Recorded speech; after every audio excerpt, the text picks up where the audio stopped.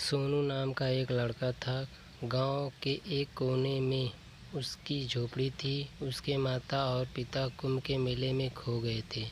वह गांव में रहने वाले ग्रामीणों के जानवरों को जंगल में चराने के ले जाया करता था। सारे दिन जंगल में बैठा फूल पौधे देखता और बांसुरी बजाकर मन बहलाता था। एक दिन सोमू मवेशियों को घर लाया। उसे तो पता चल कि एक मेमना कम है। शाम को होने लगी थी।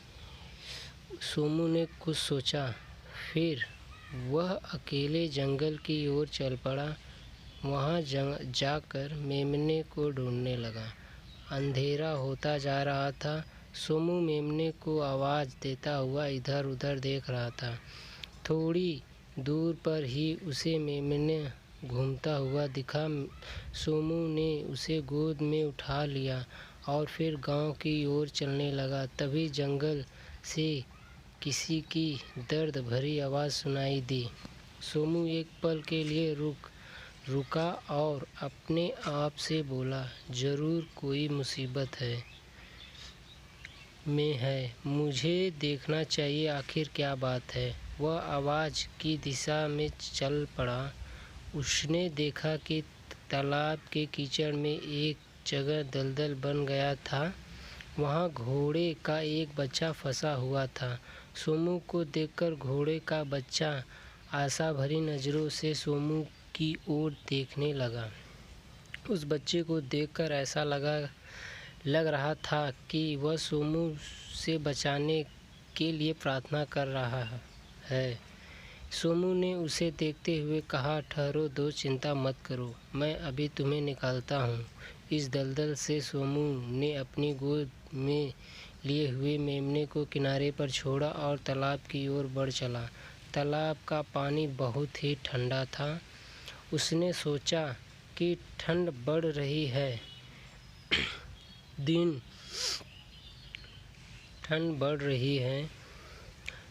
बहुत डूब चुका है और आसमान के तारे भी दिखने लगे हैं। सोमू कीचड़ में संभल कर आगे बढ़ता गया। उसने घोड़े के बच्चे को उठा लिया। किनारे लाकर उसने पानी से साफ किया। फिर अपनी पगड़ी को उसका बदन पोंछते हुए सोमू ने कहा, लगता है तुम बहुत देर से पानी में फंसे हुए थे। अब यह रोज का क्रम हो गया। रोज वह घोड़े का बच्चा सोमू के पास आता। सोमू रोज से कुछ खाने को देता। थोड़े समय में ही घोड़ा का वह बच्चा बड़ा और मजबूत घोड़ा हो गया। धीरे धीरे सारे गांव में यह बात फैल गई। लोग कहने लगे कि सोमू के पास एक घोड़ा है और वह सबसे अच्छा घोड़ा है। बात फैलते फैलते गांव के जमींदार तक पहुंच गई। जमींदार ने सोमू को बुलवाया और कहा, अपना घोड़ा तुम मुझे बेच दो, जो कीमत मांगोगे मैं तुम्हें दूंगा। सोमू ने विनम्रता से सिर झुकाते हुए कहा, मालिक आप मेरी जान ले लीजिए, पर मेरे घोड़े को मुझे खरीदने की बात मत कीजिए। मैं उसके बिना नहीं रह पाऊंगा। इस दुनिया में मात्र वही मेरा एक सच्चा दोस्त है। यह सुनकर जमींदार की आंखों में गुस्सा उतर आया।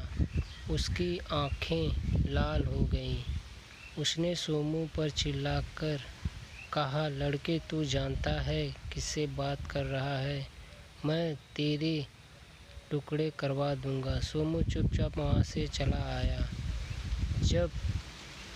अब तो जमींदार के गुस्से का कोई ठिकाना ही न रहा। उसने तुरंत अपने नौकर को बुलवाया और उससे कहा, देखो तुम लोग उस लड़के के घर को जला दो, लड़के के टुकड़े टुकड़े कर दो और उसके घोड़े को हमारे पास ले आओ। जमींदार के नौकरों ने सोमू की झोपड़ी जला दी। उन्होंने सोमू को पकड़ लिया। उसे मारने के लिए जैसे ही तलवार उठाई, तभी तेज गड़गड़ाहट की आवाज़ आई। तूफान आने लगा। सब ने आश्चर्य से देखा कि सोमू का घोड़ा तेजी से दौड़ता हुआ आ रहा था। उसने नथुने भड़क रही थी। उसके मुंह से आग निकल रही थी। उसकी तेज सांसों की आवाज़ से आंधी चलने लगी थी। ऐसी सच्ची दोस्ती होनी चाहिए। चलने लगी थी। घोड़े दो पांव पर खड़ा हो गया। इतनी जोर से हिनहिनाया कि पहाड़ी के पत्थर लुढ़कने लगे। घोड़े ने मनुष्य की वाणी में कहा, हे धूर्त जमींदार, तूने इस निर्दोष पर अत्याचार किया है। इन भोले भाले गांव वालों पर हमेशा अत्याचार करता आया है। जा, अब तू पत्थर बन जाएगा।